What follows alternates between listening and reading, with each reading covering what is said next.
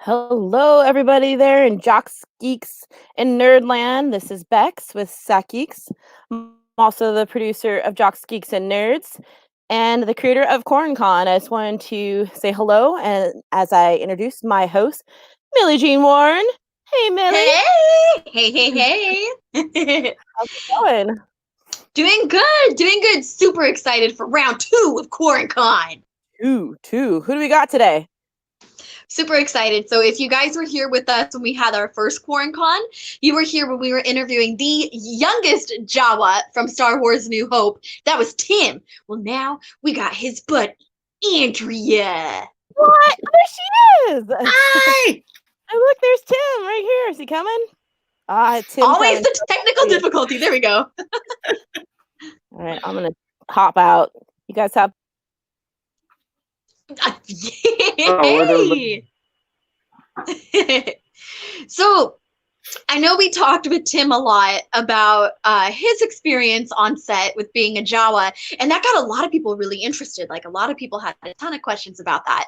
So I think, Andrea, we would want to know what your experience was like in terms of just being a little kid when you got cast. What was it like on set? We want to know the deets. Well, it was exciting now in retrospect, but at the time it was just really strange. People coming to our school and asking us to try these weird outfits on and measured us, and we didn't really know what we were in for. So the experience at the time was just kind of a blip in my history, because it was like, oh, that was a really weird 2 days of going out into the desert and putting these costumes on and carrying R2-D2 up and down a hill, camera people shouting at you, and and we didn't even know it was R2-D2 at the time. It was just a big heavy metal drum is what it looked like. So yeah, it wasn't until the movie came out that it was like, oh my God, I'm in that movie. That's amazing. But yeah, at the time it was like we got out of school for a couple of days, and it was fun. Kid, but it was that's also the best. Yeah, exactly, right. I mean, because it was actually 2 days out of school. It was actually 2 school days, two full school days. So that was pretty ridiculous. That would never happen in this day and age. Like, you would never have a bunch of kids get out of school for 2 days to film Tim was a movie. telling us, like, he took you guys to like a motel for like your costume fitting. Right. Yeah, exactly. So now that would not happen now. There, so it was all legit, but it sounds really seedy. So yeah, we went to the hotel room and they got our outfits and we tried everything on. And then the second day we went out for filming, and that's when we were directed to walk up and down the hills with R2-D2 and stumble around. And I'm sure Tim already told the great story of the fact that R2-D2's head falls off as we're carrying him. But since they're filming from the backside, they don't see that his head has fallen off, and they're like yelling at us to keep going. And we're like, we can't. So that was funny. And I remember them, like, we all stood around while they worked on R2-D2 to, I think I always thought that they were kind of taking him apart a little bit because he was too heavy for us to carry, but also probably putting his head back on was what they were doing. Well, it's kind of crazy to have a bunch of like little kids carry a big old robot. Yeah. No, it was, I can't imagine how hard that must have been to direct. I mean, especially because like Tim's in kindergarten and he probably didn't even know how to tie his shoes yet. And it's like, right, Tim? I mean. Well, what grade were you in? I was in 2nd grade. Yeah. So so you were just a little older. I was 7 and 2 years older. Even though Tim looks a lot older than me now. I know it's weird, right? Just kidding, Timmy. It's all good. Got to get that good old-fashioned Hollywood Botox. That's right. Yeah, I'm out. I think that's where Corona started. Botulism, maybe. So, Andrea, do you and Tim, like, I know, speaking of the virus that shall not be named, have you guys had to postpone any of your conventions? Like, I know SAC Anime was having a convention. Like, how's everything going with that? Yeah, no, I mean, there have definitely been things this summer that I don't think are going to happen. Yeah, I mean, everything just kind of got put on hold, like even talking about stuff in the future for now, because so many things got canceled. So many cons got canceled. But yeah, I mean, it definitely kind of put the brakes on us just even looking, I think, in terms of who knows when this is actually gonna, get better. Right, So we right. can get out of the house. Well, how is quarantine treating both of you? It's been interesting. We've been watching a lot of Star Wars, as I mentioned. The kids are actually watching Star Wars right now. And just working out of the house. We own my family, my husband and I own a gym. So that has been tough because that is a non-essential. So we've had to switch over to doing lots of online classes and things like that. And now I'm a teacher as well for 3 children who are now at the house. So yeah, it's I'm pretty sure I'm going to lose my mind in like a week. But so far I'm okay. But I'm getting on the edge. Getting to that point. Tim, how are you doing? Well, I'm actually doing real well. I'm an essential employee. So for me, life hasn't changed all that much. I still go to work and we've got a decent sized place here in Sacramento and I've got a lot of projects that I work on here at the house. The only real big difference for us is not being able to go to the gym. Right. So I heard, Andrea, you guys were saying that your family was watching Star Wars. And Tim, I don't know if I asked you this question last time. What's your guys' favorite movie in the franchise? Star Wars. Just the whole collective. Oh, the first one. Yeah, because, I mean, most people won't let you call it A New Hope because it's just Star Wars. But technically it's A New Hope. Now, I think Tim's lying because I think Tim and I both like Empire Strikes Back the best, but we just say that we like A New Hope the best, right, Tim? Oh, Tim, tell the truth. Andrea. So I think that for George Lucas, making Star Wars, the first one, in Episode 4, New Hope, was such a challenge because nothing out there existed like it. He had to develop all these companies to do things that just didn't exist. THX, Pixar, ILM, and the list goes on. Now, Empire Strikes Back was also a challenge because nobody ever thought that sequels made money. So that was a tough thing to make as well. True. But I tell you, Disney's doing a pretty good job. I'm really enjoying these new ones. I really like The Force Awakens, and I love Rogue One. It's a great film. Nice. I kind of want to ask like a bunch of controversial questions regarding the newest movies because I know they get a lot of like flack from like one group, but like a lot of praise from like another group. So you seem like you really like the direction it's going. Well, I do. I love everything Star Wars. I just can't believe that, what are we, 43 years later, and it's still going strong. It's pretty amazing. And it's really the fan base that does it. And I'm glad that Disney purchased the franchise from George Lucas and Lucasfilm so that it continues on. I mean, I understand the purists that they want an end point to it. That way it stays in its own box. But I mean, it's so cool to go to when we could go to stores, go to a store and see kids wearing Star Wars t-shirts. I mean, that's awesome. Right. Yeah, for sure. Yeah. It's so mainstream versus like way back when it was probably considered like kooky and weird.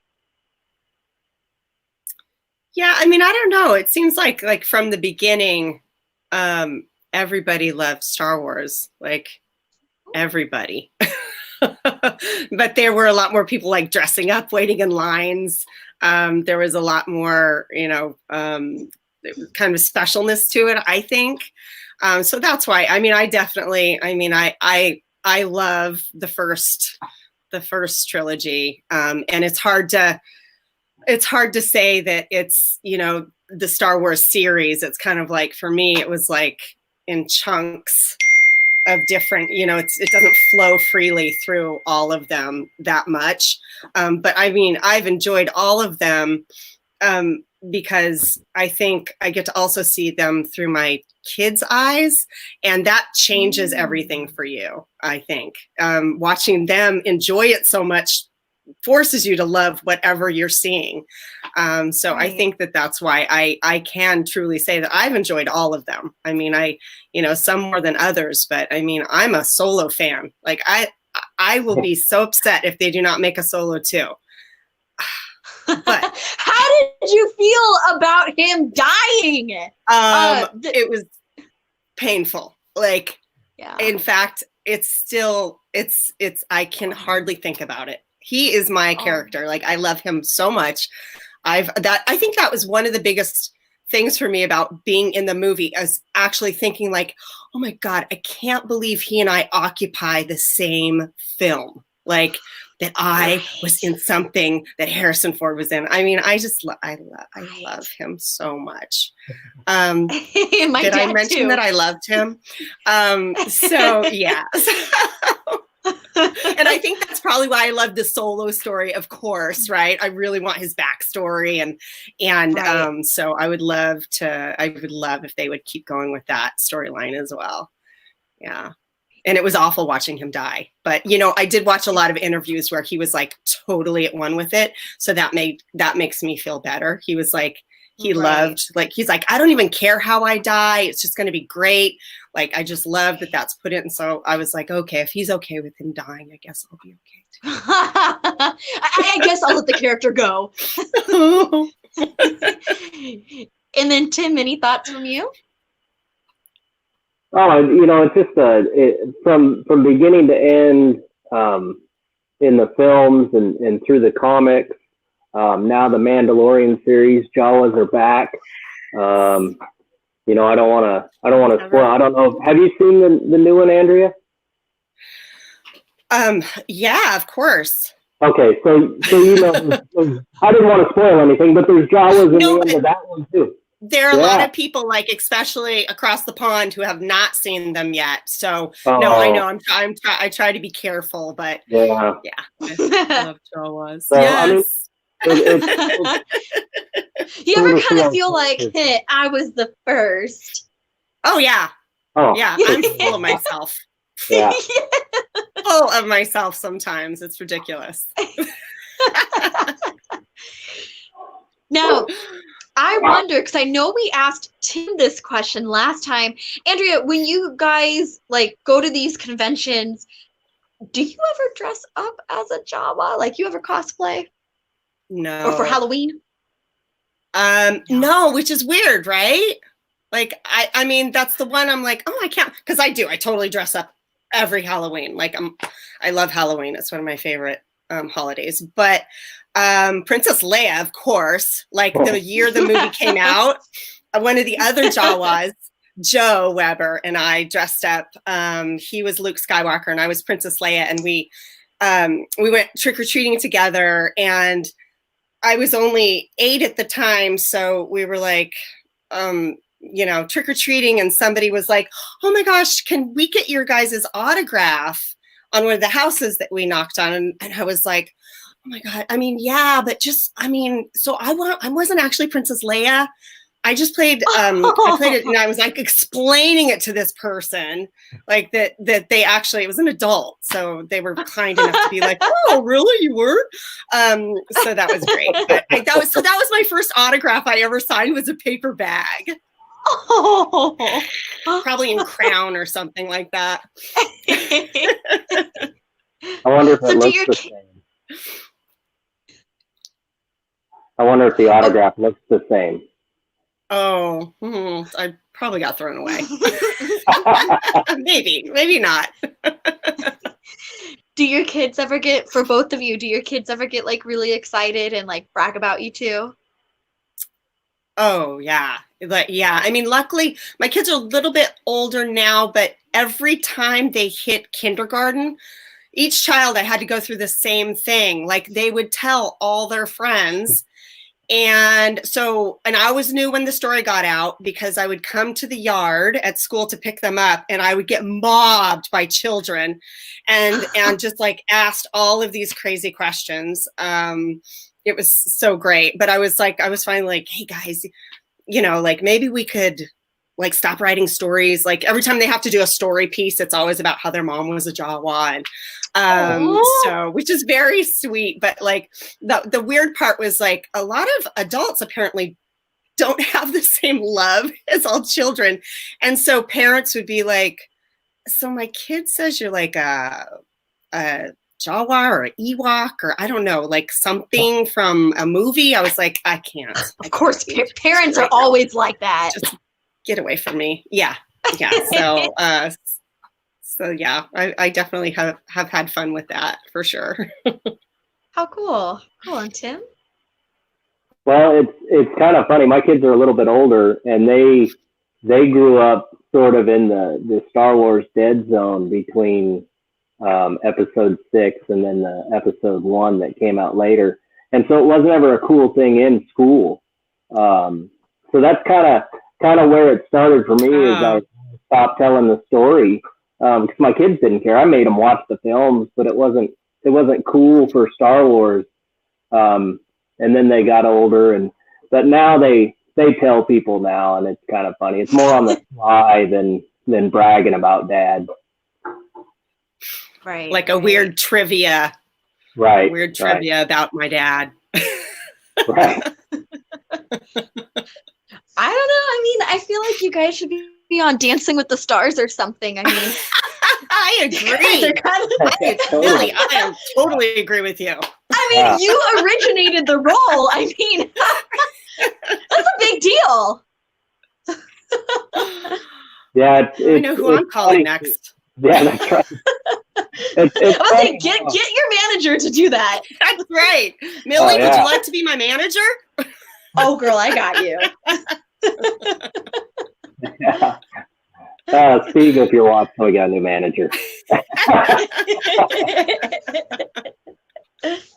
How fun would that be?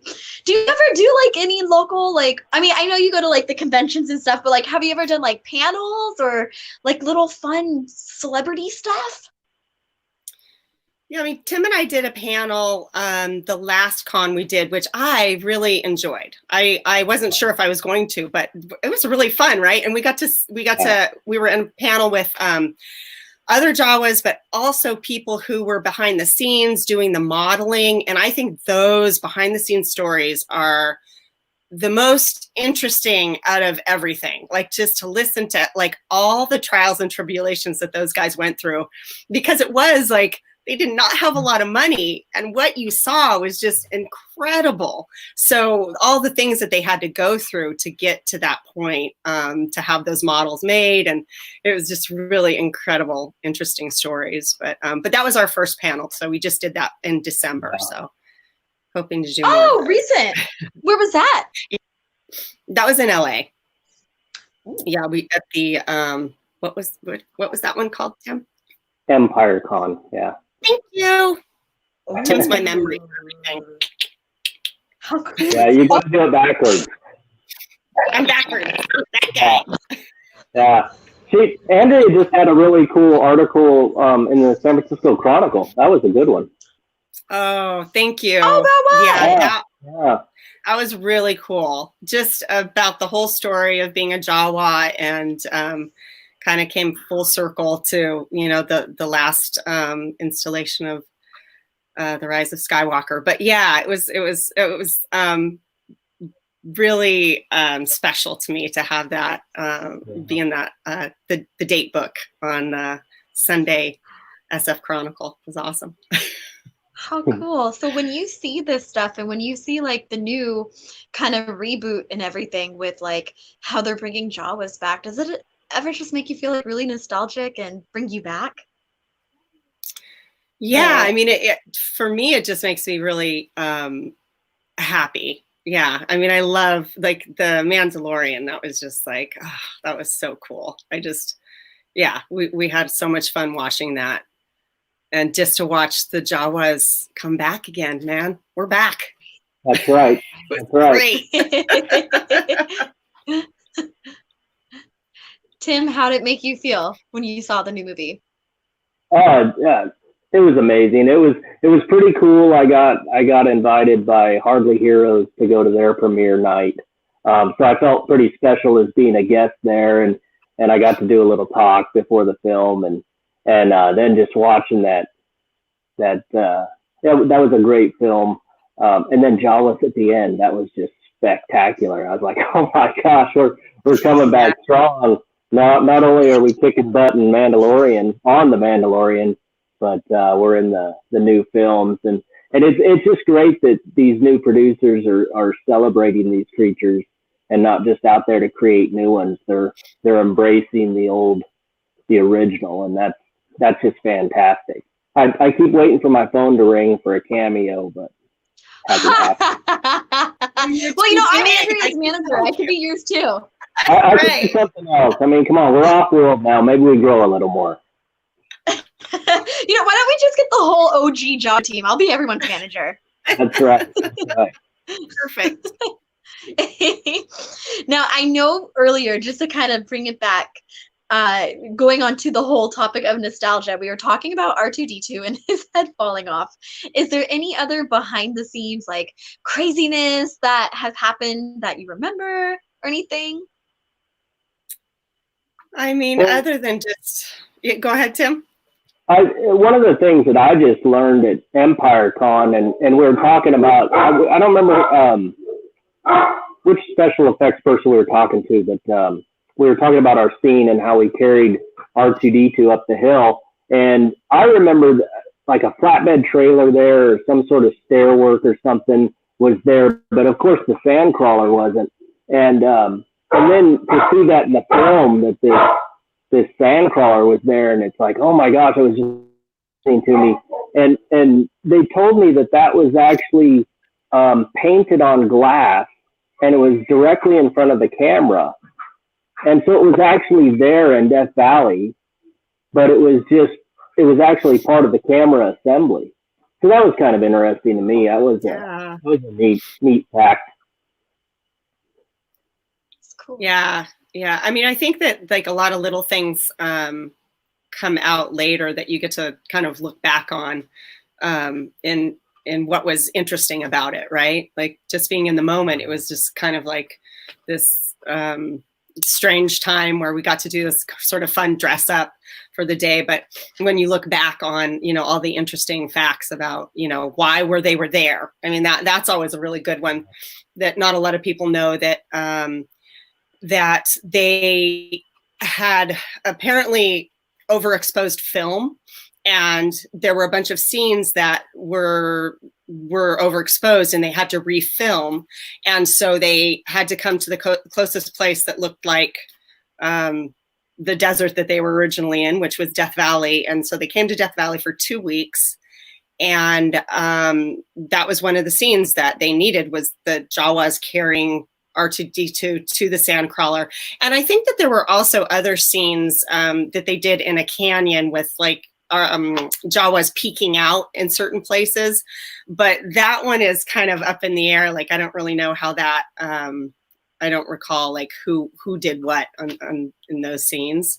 But we also had this big elephant that was walking around town that was Marjorie the elephant was, what were those called? The banthas? Yeah, bantha.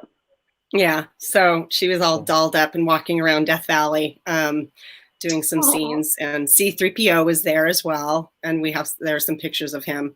But yeah, so they were there for a couple of weeks doing filming, and so that's how we got into the film. That's awesome. So I've been trying to monitor the live comments, and I didn't realize I was on private chat, Oh, and I whoops. completely missed the live comment stream. So I was like, Hey, "Oh, there all of we our are. viewers are being so quiet." So I'm we have like, a we couple got questions. one viewer. I was gonna say, if we're okay with a little bit of a rapid fire, we have one from Ben. Ben wants to know, oh my gosh, I'm gonna not pronounce this right. What does utini mean? Utini means whatever you want it to mean. It's it's like hey, what's up? Utini. Is that like the language, like the words you guys would use? I mean, that's the what they voiceovered on us. Yeah. Okay. Yeah. I think that was like the most shocking part of like watching those scenes, right? Tim was like, what are those The sounds HR. we're making? Like, I don't Yeah. remember that.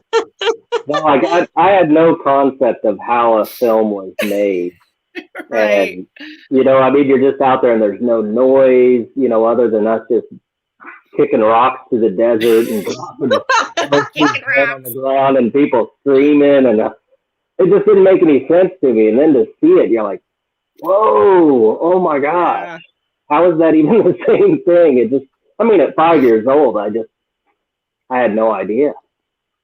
Right. Yeah. Well, when you were a Jawa, even on set and even in your current life right now, do you have any perks of being a Jawa? I get to do this. Yay! Yeah, that's We true. appreciate you being here. Yeah.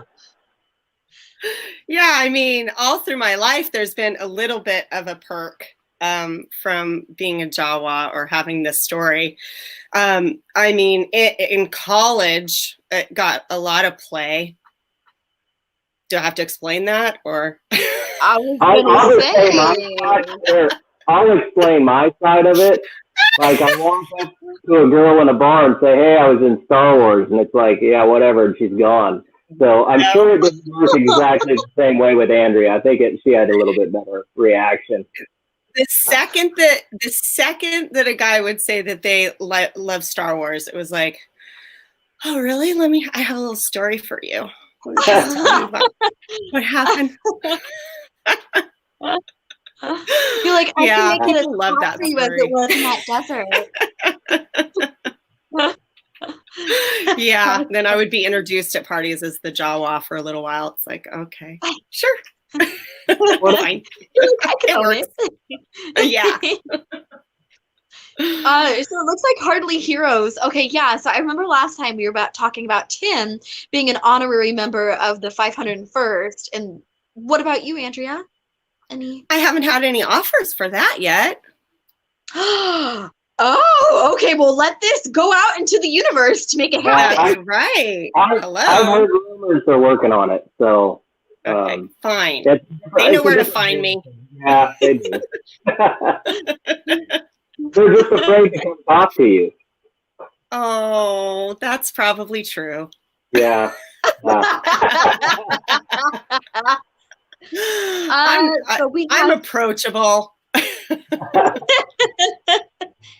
Oh, okay. So I'm trying to get through the questions because we have 2 minutes. Time goes by so fast. Oh man, I'll take my time. Let's just push that other block off. They're okay. That's right. Keep going.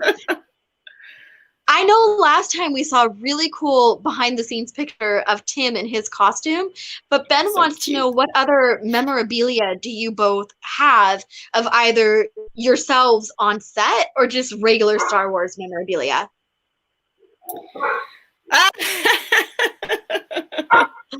Nice, Tim. Nice. Yeah. So we're gonna take a walk up here. Let's go over here. Oh, trip over the chair. Take a little tour. So, can you the see Pez dispenser. this one? Oh no, Nice. right there.